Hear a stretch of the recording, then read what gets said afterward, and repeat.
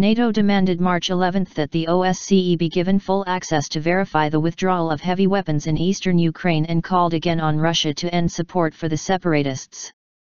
The condition that both Ukraine and pro-Russian rebel forces pull back heavy weapons is a key element in a February 12 Minsk ceasefire accord brokered by France and Germany with Kyiv and Moscow, which the OSCE is meant to monitor.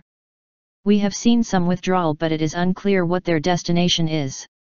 It is important that this withdrawal of heavy weapons is verifiable, NATO head Jens Stoltenberg told a briefing alongside NATO Supreme Commander General Philip Breedlove.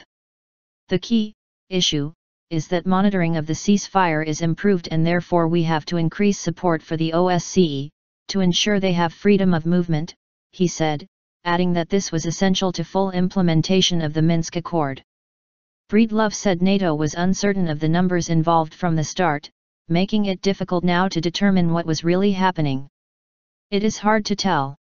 The good news is that we have seen movement of heavy weapons and troops from near the line of contact, but we cannot say where they have gone, he said.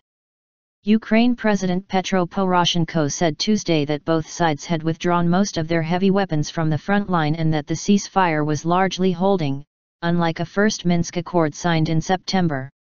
Casualties continued, however, with 64 soldiers killed since the truce came into effect on February 15, bringing to 1,549 the total killed since the war started in April 2014, he said. The United States and its NATO allies accuse Russia of backing the pro-Moscow rebels in the east, sending troops and heavy equipment across the border it controls, not Kiev.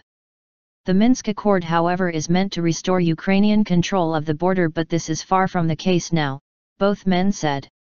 Asked about U.S. comments that Russia had sent thousands and thousands of troops into Ukraine, Stoltenberg refused to be drawn on specific numbers. I will not go into specific numbers, but I can say we have seen and continue to see strong Russian support for the rebels, he said. We call on Russia to withdraw all its forces from Ukraine.